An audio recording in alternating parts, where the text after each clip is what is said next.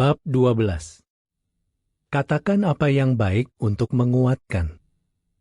Jangan sampai kata-kata busuk keluar dari mulut kalian. Sebaliknya, katakan apa yang baik untuk menguatkan. Efesus 4 ayat 29. Paragraf 1-3. Pertanyaan A. Apa salah satu hadiah yang baik dari Yehuwa? Bagaimana hadiah ini bisa disalahgunakan? Pertanyaan B. Bagaimana seharusnya kita menggunakan hadiah ini? Seorang ayah memberi anaknya sebuah sepeda. Dia senang karena bisa memberikan hadiah yang istimewa ini. Tapi, jika anaknya mengendarai sepeda itu dengan ceroboh sehingga menabrak dan melukai seseorang, bagaimana perasaan ayahnya? Yehuwa adalah pemberi setiap pemberian yang baik dan hadiah yang sempurna. Yakobus 1 ayat 17. Salah satu hadiah darinya adalah kemampuan berbicara. Hadiah ini membuat kita bisa mengungkapkan pikiran dan perasaan kita. Kata-kata kita bisa membantu orang lain dan membuat mereka senang. Tapi, itu juga bisa melukai dan menyakiti mereka. Kata-kata punya pengaruh yang sangat besar. Jadi, Yehuwa mengajarkan caranya menggunakan hadiah ini dengan baik. Dia berkata, jangan sampai kata-kata busuk keluar dari mulut kalian. Sebaliknya, katakan apa yang baik untuk menguatkan saat dibutuhkan, supaya bermanfaat bagi orang yang mendengarkan. Efesus 4 ayat 29. Mari kita cari tahu bagaimana kita bisa menggunakan hadiah ini untuk menyenangkan Allah dan menguatkan orang lain. Hati-hati saat berbicara. Paragraf 4 dan 5. Pertanyaan. Apa pengaruh kata-kata kita menurut Amsal? Kata-kata punya pengaruh yang besar. Jadi, kita perlu memperhatikan kata-kata kita dan cara menyampaikannya. Amsal 15 ayat 4 menyatakan, kata-kata yang menenangkan bagaikan pohon kehidupan, tapi perkataan yang menipu membuat putus asa. Seperti pohon rindang yang menyegarkan, kata-kata yang baik juga menyegarkan.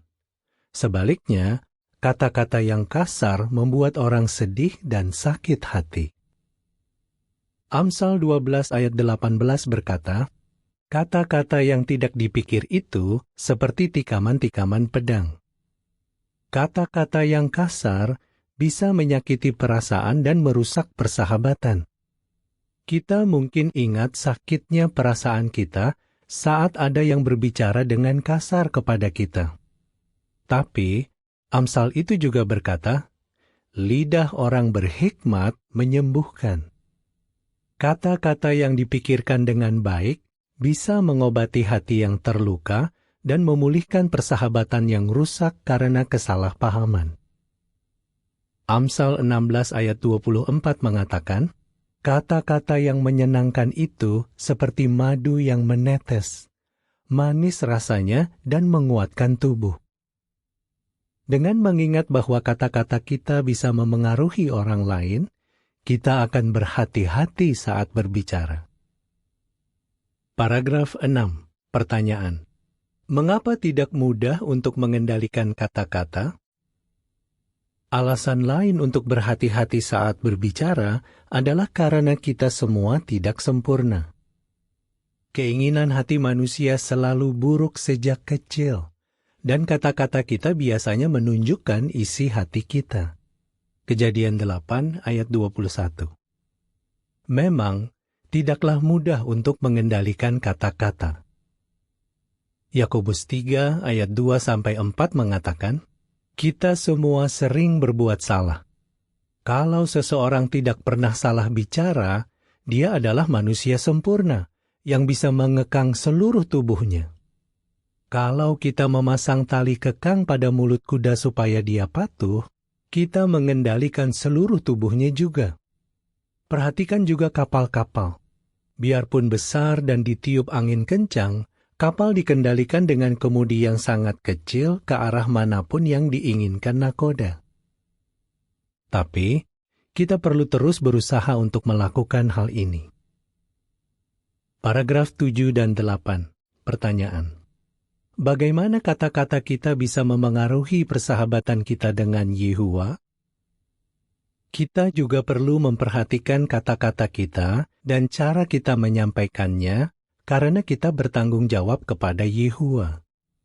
Yakobus 1 ayat 26 berkata, "Kalau ada yang berpikir bahwa dirinya penyembah Allah tapi tidak mengendalikan lidahnya, dia menipu dirinya sendiri dan ibadahnya sia-sia." Jadi, jika kita asal bicara, persahabatan kita dengan Yehuwa bisa rusak dan bahkan terputus. Jelaslah, kita punya alasan yang bagus untuk memperhatikan kata-kata kita dan cara kita menyampaikannya. Supaya bisa menggunakan kata-kata dengan cara yang Yehuwa inginkan, kita perlu tahu kata-kata seperti apa yang tidak boleh kita gunakan. Kata-kata yang menghancurkan. Paragraf 9 dan 10. Pertanyaan A. Kata-kata seperti apa yang sering digunakan sekarang? Pertanyaan B. Mengapa kita perlu menghindari kata-kata yang cabul? Banyak orang sering menggunakan kata-kata yang cabul atau kotor. Mereka berpikir bahwa mereka perlu menggunakan kata-kata yang kasar dan jorok agar orang lain mengerti maksud mereka.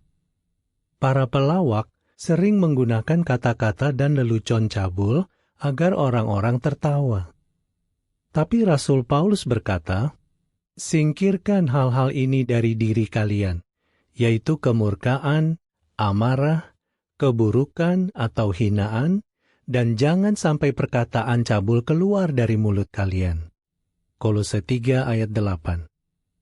Dia juga berkata, jangan sampai orang Kristen membicarakan lelucon cabul. Efesus 5 ayat 3 dan 4. Kata-kata cabul itu najis dan sangat tidak disukai oleh Yehuwa dan umatnya. Dalam Alkitab, kenajisan termasuk perbuatan yang dihasilkan tubuh yang berdosa. Galatia 5 ayat 19-21. Kenajisan mencakup berbagai jenis dosa, dan satu kebiasaan najis bisa menyebabkan perbuatan najis lainnya. Jika seseorang terbiasa menggunakan kata-kata yang sangat kotor dan cabul dan tidak mau berubah, dia bisa dipecat dari sidang. Catatan nomor 23. Kelakuan tidak tahu malu dan kenajisan. Kelakuan tidak tahu malu mencakup tingkah laku atau kata-kata yang adalah pelanggaran serius terhadap standar Allah. Orang yang berkelakuan seperti itu menunjukkan bahwa dia tidak menghormati hukum Allah. Jika seseorang terbukti melakukan kelakuan tidak tahu malu, panitia pengadilan akan menangani hal itu. Kenajisan mencakup berbagai perbuatan yang salah. Tergantung dari seberapa parah situasinya, beberapa masalah kenajisan mungkin perlu ditangani oleh panitia pengadilan di sidang. Untuk keterangan lebih lanjut, lihat pertanyaan pembaca di Menara Pengawal 15 Juli 2006. Akhir catatan. Paragraf 11 dan 12. Pertanyaan A. Seperti apa gosip yang berbahaya itu? Pertanyaan B. Mengapa kita tidak boleh memfitnah? Kita juga perlu menghindari gosip yang berbahaya. Wajar saja jika kita ingin tahu tentang keadaan orang lain dan bercerita tentang teman dan keluarga kita. Orang Kristen pada abad pertama pun ingin tahu keadaan saudara dan saudari mereka dan apa yang bisa mereka lakukan untuk membantu. Tapi, percakapan tentang orang lain bisa cepat berubah menjadi gosip yang berbahaya. Jika kita meneruskan suatu gosip, kita bisa menceritakan hal-hal yang tidak benar atau yang sebenarnya rahasia. Jika kita tidak berhati-hati, perkataan negatif ini bisa menjadi fitnah. Orang Farisi memfitnah Yesus dengan menuduh dia melakukan hal-hal yang tidak dia lakukan. Fitnah merusak reputasi seseorang, menyebabkan pertengkaran dan sakit hati, serta menghancurkan persahabatan. Yehua ingin kita menggunakan kata-kata kita untuk membantu dan menguatkan orang, bukan untuk mengubah teman menjadi musuh. Yehua membenci orang yang menimbulkan pertengkaran di antara saudara. Amsal 6 ayat 16-19. Pemfitnah pertama adalah setan si iblis yang memfitnah Allah. Sekarang, orang-orang sering saling berbohong. Tapi, ini tidak boleh terjadi di sidang Kristen. Jadi, kita perlu berhati-hati saat berbicara dan selalu berpikir sebelum berbicara. Sebelum kita melanjutkan informasi tentang orang lain, coba pikirkan, apakah yang akan saya katakan itu benar? Apakah itu baik? Apakah ada manfaatnya? Jika orang yang saya gosipkan ada di sebelah saya, apakah saya berani menceritakannya? Bagaimana perasaan saya jika orang lain mengatakan hal ini tentang saya? 1 Tesalonika 4 ayat 11 mengatakan, sesuai dengan petunjuk kami, usahakan sebisa-bisanya untuk hidup dengan tenang, tidak ikut campur urusan orang, dan bekerja keras. Paragraf 13 dan 14. Pertanyaan A. Apa akibat buruk dari kata-kata hinaan? Pertanyaan B. Apa itu caci maki? Mengapa orang Kristen tidak boleh mencaci maki? Kadang, kita mengatakan sesuatu yang kita sesali. Tapi, kita tidak ingin terbiasa mengkritik orang lain atau mengatakan hal yang tidak baik atau kejam tentang seseorang. Kita tidak boleh menghina. Paulus berkata, buanglah dari diri kalian segala perasaan dendam, amarah, kemurkaan, teriakan, hinaan. Efesus 4 ayat 31. Alkitab lain menerjemahkan hinaan sebagai kata-kata kasar dan kata-kata yang menyakitkan. Hinaan bisa membuat seseorang kehilangan harga diri dan merasa tidak berharga. Anak-anak khususnya bisa dengan mudah tersakiti. Jadi, kita ingin berhati-hati agar kata-kata kita tidak menyakiti mereka. Alkitab juga memperingatkan kita untuk tidak mencaci maki. Caci maki adalah hinaan yang terus-menerus dilontarkan untuk menyakiti seseorang. Sungguh menyedihkan jika seseorang melakukan hal ini terhadap pasangan atau anaknya. Bahkan, jika seseorang tidak mau berhenti mencaci maki, dia tidak lagi memenuhi syarat untuk menjadi anggota sidang. Seperti yang sudah kita pelajari, jika kita mengucapkan fitnah dan kata-kata cabul atau jahat, hubungan kita dengan Yehua dan sesama akan rusak. Kata-kata yang membangun. Paragraf 15. Pertanyaan. Kata-kata seperti apa yang bisa menguatkan persahabatan? Bagaimana kita bisa menggunakan kata-kata dengan cara yang Yehua inginkan? Alkitab memang tidak memerinci kata apa saja yang boleh dan tidak boleh kita ucapkan. Tapi, Alkitab memberitahu kita untuk mengatakan apa yang baik untuk menguatkan. Efesus 4 ayat 29. Kata-kata yang membangun itu bersih, baik, dan benar. Yehua ingin agar kata-kata kita membantu dan menguatkan orang lain. Ini mungkin tidak mudah karena lebih mudah untuk asal bicara dan mengatakan hal yang kejam daripada mengatakan hal yang positif. Mari kita bahas beberapa cara untuk menguatkan orang lain dengan kata-kata kita. Paragraf 16 dan 17. Pertanyaan A. Mengapa kita perlu memuji orang lain? Pertanyaan B. Siapa saja yang bisa kita puji? Yehua dan Yesus sering memuji. Kita ingin meniru mereka. Agar pujian kita benar-benar menguatkan seseorang, kita perlu memikirkannya dan peduli kepadanya. Amsal 15 ayat 23 berkata, "Betapa baiknya sepatah kata yang diucapkan pada waktu yang tepat." Kita merasa dikuatkan saat kerja keras kita dipuji dengan tulus dan dihargai orang lain. Matius 7 ayat 12 mengatakan, "Semua hal yang kalian ingin orang lain lakukan kepada kalian, lakukan itu juga kepada mereka." Itulah sebenarnya inti dari Taurat dan kitab para nabi. Catatan nomor 27. Memuji dan menyemangati. Kita semua perlu dipuji dan disemangati. Kita bisa saling menguatkan dan menghibur dengan kata-kata yang baik dan lembut. Ini bisa membantu saudara-saudari kita untuk bertekun dan terus melayani Yehua meski sangat sulit. Jika ada yang patah semangat, kita perlu mendengarkan dia baik-baik dan mencoba untuk memahami perasaannya.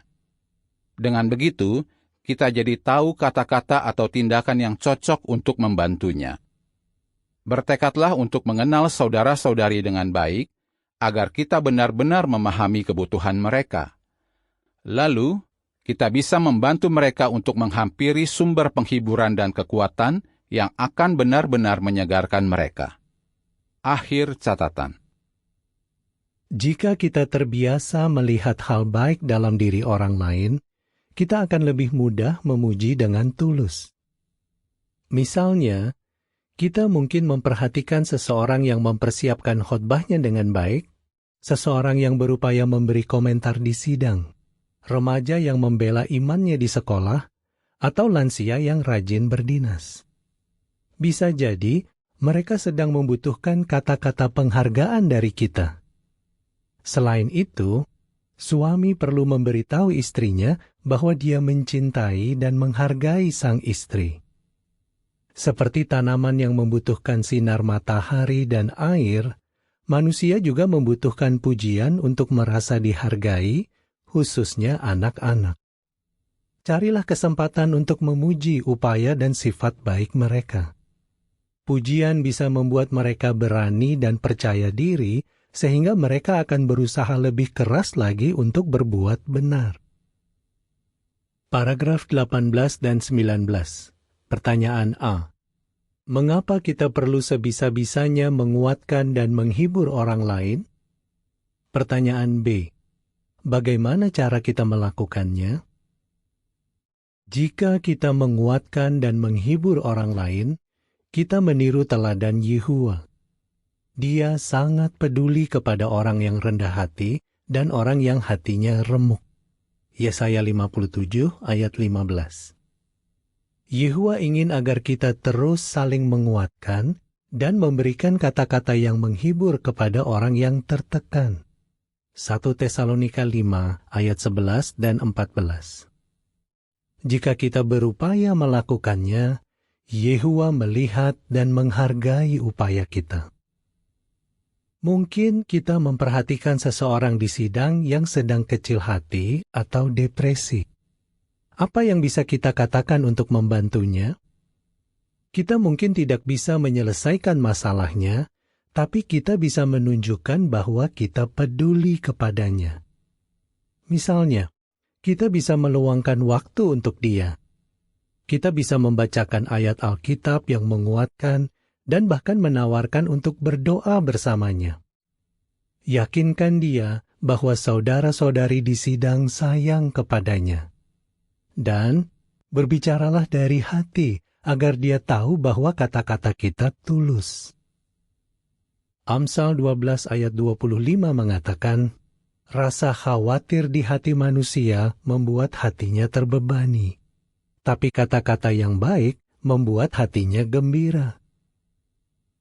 Paragraf 20 dan 21. Pertanyaan. Bagaimana agar nasihat mudah diterima? Kita juga menguatkan orang lain jika kita memberikan nasihat yang baik. Karena tidak sempurna, kita semua membutuhkan nasihat. Amsal 19 ayat 20 berkata, "Dengarkan nasihat dan terimalah didikan, supaya nanti kamu menjadi bijaksana." Bukan hanya para penatua yang bisa memberikan nasihat. Orang tua juga perlu membimbing anak mereka. Dan para saudari bisa saling memberikan nasihat yang baik. Karena menyayangi saudara-saudari kita ingin memastikan bahwa cara kita memberikan nasihat tidak membuat mereka patah semangat. Bagaimana caranya? Mungkin seseorang pernah memberi kita nasihat yang baik dan kita mudah menerima nasihat itu. Mengapa itu bisa terjadi? Karena kita mungkin merasa bahwa orang itu benar-benar peduli kepada kita. Atau dia menasihati dengan cara yang baik dan lembut. Kemungkinan besar nasihatnya berdasarkan Alkitab. Jadi, nasihat kita perlu berdasarkan Alkitab. Tidak soal kita membacakan langsung dari Alkitab atau tidak. Kita tidak boleh memaksakan pendapat kita atau menyalahgunakan ayat untuk mendukung pendapat kita. Dengan mengingat caranya orang lain memberikan nasihat kepada kita akan terbantu untuk memberikan nasihat kepada orang lain. Paragraf 22. Pertanyaan. Bagaimana saudara akan menggunakan kemampuan berbicara saudara? Kemampuan berbicara adalah hadiah dari Allah. Karena menyayangi Allah, kita ingin menggunakan hadiah ini dengan baik. Ingatlah bahwa kata-kata kita bisa menghancurkan atau membangun seseorang. Jadi, mari kita sebisa-bisanya menggunakan kata-kata kita untuk menguatkan orang lain. Prinsip Alkitab. 1. Kemampuan berbicara adalah hadiah dari Allah. Setiap pemberian yang baik dan hadiah yang sempurna berasal dari atas. Yakobus 1 ayat 17. Bagaimana cara kita menghargai hadiah ini? Efesus 4 ayat 29 dan Yakobus 1 ayat 26. Kata-kata punya pengaruh yang sangat besar. Kita perlu memperhatikan kata-kata kita dan cara kita menyampaikannya. Amsal 16 ayat 24, Yesaya 57 ayat 15, dan 1 Tesalonika 5 ayat 11. Gunakan kata-kata kita seperti yang Yehuwa inginkan, yaitu untuk menyembuhkan, menguatkan, mengajar, menghibur, menyemangati, dan membantu orang lain. Amsal 12 ayat 18 dan 15 ayat 23 dan Matius 7 ayat 12.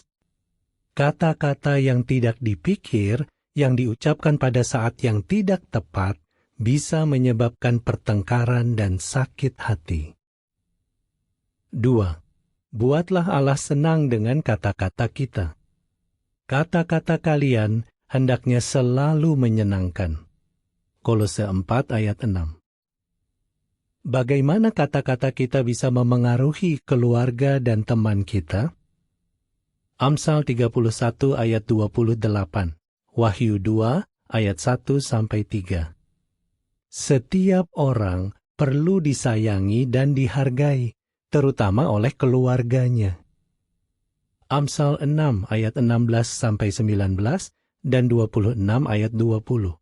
Kolose 3 ayat 8 dan 21 dan 1 Tesalonika 4 ayat 11. Kata-kata yang kasar atau kotor dan caci maki bisa sangat menghancurkan. Fitnah bisa merusak reputasi seseorang dan mengganggu perdamaian. Amsal 15 ayat 1 dan 2, Filipi 2 ayat 3 dan 4, dan Yakobus 1 ayat 19. Tunjukkan dengan kata-kata kita bahwa kita lebih peduli kepada orang lain daripada diri kita sendiri. Jadilah pendengar yang baik. 3. Nasihat perlu didasarkan atas kasih. Dengarkan nasihat dan terimalah didikan, supaya nanti kamu menjadi bijaksana. Amsal 19 ayat 20. Bagaimana cara memberikan nasihat yang baik? Mazmur 34 ayat 18, Matius 10 ayat 29-31, dan 2 Timotius 3 ayat 16. Nasihat perlu berdasarkan Alkitab dan disampaikan dengan cara yang baik. Amsal 12 ayat 25, 1 Tesalonika 5 ayat 14, dan Yakobus 3 ayat 2-4.